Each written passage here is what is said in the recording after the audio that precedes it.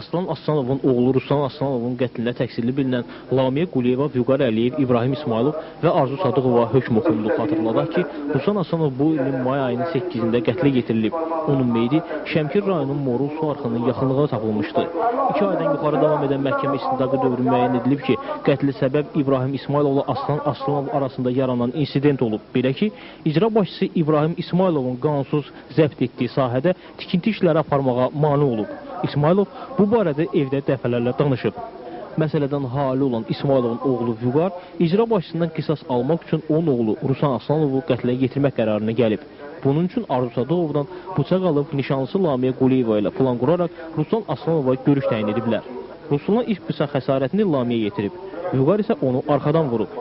O və nişanlısı cinayətin izini itirmək məqsədi ilə meyidi Morul su arxına ataraq hadisə yerindən qaçıblar. Xatırladaq ki, proses zamanı təqsirləndirilən şəxslərdən yalnız Arzu Sadıqov özünü qismən təqsirli bilmişdi.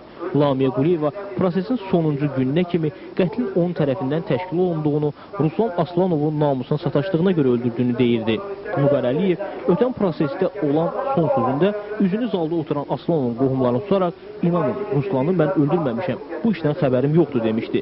Lakin məhkəmə təqsirləndirilən şəxslərin bu ifadələrini özünü müdafiə kimi qiymətləndirərək hökmü elan etdi. Hökmün elanı zalda olan güclü haykü ilə müşahidə olundu. 228.4 maddeləri ilə təqsirini bilinir. Cinayət məcəlləsinin 120.2.1, 120.2.3, 120.2.4 maddeləri ilə ömürlük azadlıqdan məhrum etmə cəzasına, Azərbaycan Respublikası Cinayət Məcəlləsinin 152 maddəsi ilə 2 il, Azərbaycan Cinayət Məcəlləsinin 170.3 maddəsi ilə 8 il. Ne oldu sen yanımda? Ne oldu sen namus? Namus masalası, namus, namus! Namus, bizden mi istiyorsun şimdi? Namus o!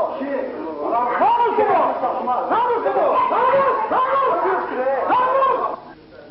Səsküydən hökmü demək olar heç kim eşitmədi.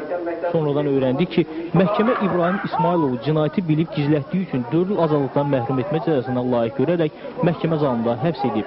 Ləman Quliyeva 10 il, Vüqar Əliyev isə ömürlük həbs cəzasına məhkum ediliblər. Bıçaq satdığına görə 7 ay istintaq xəcalxanasında qalan Arzu Sadıqov isə məhkəmə zalından azad olundu. Natiq Qədimov, Zeynal Zeynalov, ANS.